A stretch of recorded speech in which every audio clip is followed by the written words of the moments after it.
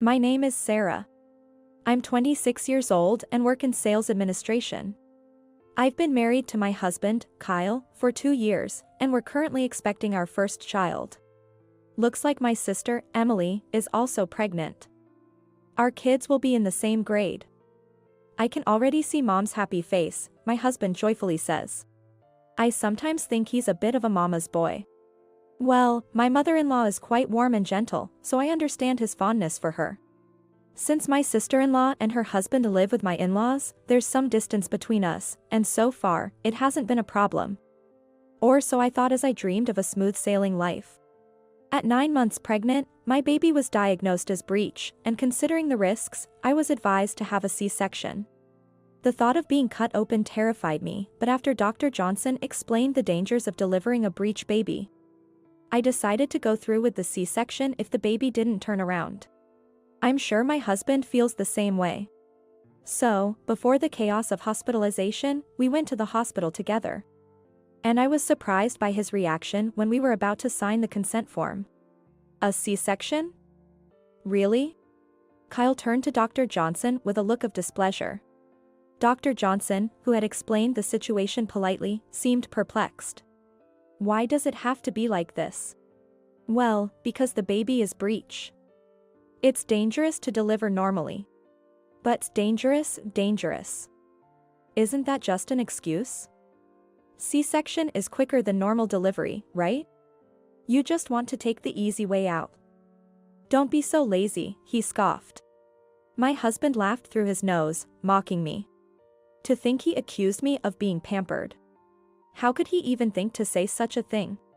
What do you mean by that? Well, it's true. You're already deciding on a C-section even though the baby might still turn. That's just running away, he argued. But that's not the point. Illness starts in the mind, they say. By talking about a what-ifs now, you're just making it impossible for the baby to turn. Don't you get that? He said, sighing as if talking to a naive child. Sir, please consider your wife's feelings. She needs to prepare mentally for what's ahead, Dr. Johnson tried to reason. Kyle's expression remained unimpressed. It's easy for you to say. If she goes through with this, it's me who'll be embarrassed, not you. I'm her husband, he retorted. What? How can you say that to Dr. Johnson? He snapped back, it's because of something wrong with your body that the baby is breech. And now you're getting angry about it? Can't you just give birth normally like everyone else? What does he mean by normally? I was stunned by his words. Isn't it normal for parents to want their child to be born healthy and safe? If you're really going through with this C-section, consider it as grounds for divorce, he said, pushing the consent form back.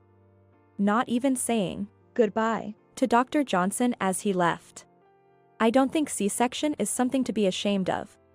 I've heard that 1 in 4 women give birth by it. It's my husband's outdated views that are the problem. I tried to explain it to him several times. But he kept saying things like, kids born by C-section miss out on the tough journey, so they become wimps. Or you only truly feel love when you endure the pain of childbirth. You won't be a proper mother. His prejudices were just too irrational. The baby remained breech until the 10th month of pregnancy. I can't wait any longer. Sign the consent form, I urged. What? If you do, we're getting a divorce, he threatened. He thought I would back down at the mention of divorce, but I had already made up my mind. A man who can't prioritize the safety of his child has no right to be a father. I snatched the consent form and told him to divorce. Fine, let's get divorced then.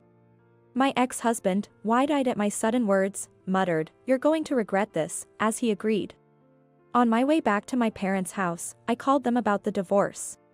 My parents seemed surprised to see me return so suddenly, but they comforted me after hearing the story. The next day, feeling a bit down about having to discuss alimony and child support later, I received a call from my ex-husband. I ignored it a few times, but eventually answered due to the persistent ringing. He sounded almost tearful, saying, "Help me." It was strange that he was reaching out so soon. When I listened, he explained that he had been attacked by sudden, excruciating pain since the morning, thinking he was dying. He groaned with stabbing pain, made a mess diving onto the dining table, and couldn't find any painkillers. He even cursed my absence. But eventually, he couldn't endure it anymore and called an ambulance himself. At the hospital, he was diagnosed with kidney stones and prescribed pain medication. He said he was now home, discussing hospitalization options with his family. Oh, really?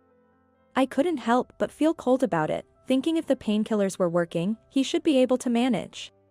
Kidney stones usually pass naturally, right? My father had the same diagnosis before, and he naturally passed the stones after being prescribed painkillers and medication. Well, that's possible, but... My ex-husband's response was hesitant. The stone they found must have been relatively small. In that case, medication and observation would be possible. It hurt unbelievably. If I had surgery, they'd just break it up with a laser, and it would be over quickly. I can't stand going through that again. That's just running away, I said, echoing a phrase I had heard before. What? Don't look for the easy way out. Endure it. It might pass naturally. And what if it doesn't? Don't talk about what ifs. Illness starts in the mind, right?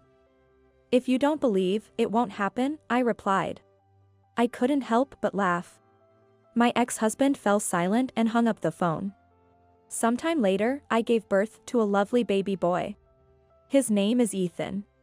I felt relieved to have chosen a C-section when I heard his umbilical cord was wrapped around his neck. I hadn't heard from my ex-husband, but one day, my former mother-in-law called. Sarah, I heard from Kyle that you're separated now? Her tone was not accusing, but rather worried.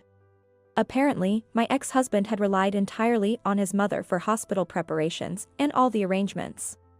When she entered the house with a key he gave her, she screamed, thinking burglars had been there, due to the mess. Kyle won't explain anything clearly. He just keeps insisting that it's all Sarah's fault for leaving, she said. I explained the situation to her. The prejudice against C-section, the slander towards me, and why I had to go back to my parents for the birth. When I mentioned I had filed the divorce papers, she seemed lost for words. I was nervous about what she might say next, but then she said, I'm so glad the baby was born safely. It's all thanks to you, Sarah. Thank you so much. She didn't bring up my ex-husband's mistakes, and I chose not to mention them either. Would you mind if I meet Ethan? I would come to you, but Emily is about to give birth, and I can't leave. It's my first grandson, after all. Is that okay? Feeling a bit overwhelmed by her earnest request, I nodded. When Ethan and I visited my former in-law's house, my former mother-in-law greeted us with a beaming smile. My former father-in-law, a large man, peeked out from behind. Welcome, Sarah. And this must be Ethan. What a cutie. Right. Yes, come on in, he said, blushing and inviting us inside. The living room I was led into had a warm and friendly atmosphere. But then, someone emerged from the back, completely ruining that mood. Hey, Sarah. How dare you show your face here so brazenly? It was my ex-husband, whom I hadn't seen in a long time. Was I tricked into coming here? I glanced at my former mother-in-law, but she said nothing. You dumped all the hospital care on Mom and completely neglected the housekeeping. And you still call yourself a wife? You ran back to your parents, but just because you had a child, it doesn't make everything okay. Just because I had a child. You look so nonchalant. You went through with the C-section after all, even though I strongly opposed it. You just took the easy way out. If the kid turns out spineless, it's on you. You're a disgrace as a wife. His words were as outrageous as ever. Sorry to burst your bubble, but I'm not your wife anymore. I filed for divorce the day I left. What? Don't mess with me, I won't accept this. Just as my ex-husband raised his fist and yelled, a calm voice from my former mother-in-law said, enough of this. In a suddenly gentle tone, my ex-husband said, of course, Mom, you're right. She's just a failure of a woman. My former mother-in-law, squinting her eyes as if to say don't say another word, sharply retorted. I told you, Kyle. Apologize to Sarah. I'll only accept an apology from you. Her calm tone surprised even me. Mom. My ex-husband was flustered. Sarah, I'm truly sorry. I failed in my upbringing. I was foolish, not believing everything was true. I apologize. My former mother-in-law said quietly, bowing her head. So, she wanted to see her son's true colors. It's not your fault, Mom. As my ex-husband tried to continue, she shot him a cold glare. You said that since C-section don't involve the pain of childbirth, the mother won't feel love for the child. Well, it's true, isn't it? If they come out easily. How can you think that being cut open doesn't involve pain? Childbirth doesn't end at birth. From that moment, you start raising them with all your might. The wound on the stomach hurts, throbs. Just smiling at the cuteness of your child can cause sharp pain. You endure the pain because you love them and want to raise them. Her words conveyed sympathy towards me. But, it must hurt, right? But then what about the child? If they come out so easily, they'll miss out on life's trials and become spineless. Listen, Kyle. Even if a child's character is affected, it's secondary to their life, right? That's what I told my mother-in-law. You and Emily were both born by C-section, she said with a faint smile. My ex-husband was stunned and frozen. Shocked? Well, it's a pity to think your mother was a failure. But the spineless one you're talking about is you. Distraught and holding his head, my ex-husband looked at me when she said, I was surprised to hear the story from Sarah. Sarah. It's your fault. Because you went for a C-section, all this happened. As my ex-husband raised his hand at me, my former father-in-law stepped in, preventing any harm. My former mother-in-law, looking down at my ex-husband on the floor, said, Emily is likely to have a C-section for her next child too. Having a brother like you is a bad influence. Emily too. Apparently surprised, possibly due to his sister complex, my ex-husband turned pale. A husband who can't respect women is truly worthless. She snapped and then, as if to say this conversation is over, signaled to my former father-in-law with her eyes. He silently grabbed my ex-husband's arm and dragged the screaming man to the front door. Unable to resist his large father, my ex-husband was thrown out of the house. A husband who doesn't cherish his wife is really the worst. My former mother-in-law smiled sweetly. It was her usual, charming smile. The financial arrangements for the divorce were all handled by my former mother-in-law with the satisfactory result of receiving plenty of alimony and assurances that child support would be paid. Would it be okay to see Ethan sometimes? She asked. Realizing her intentions, yet having become friends with Emily, I replied, of course.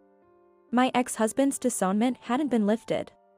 After announcing our divorce at work and foolishly revealing the outdated reason, he became a pariah among the women and finally realized the disconnect between his views and society's. Honestly, I was astounded that he hadn't realized it even after what his mother said. Constantly pestered by my ex-husband for a reconciliation, I offered him just one piece of advice. Kidney stones can recur, you know. I advised him to watch his diet and then sent that text before blocking him. I couldn't help but laugh, thinking this topic would be a hot conversation piece for a while.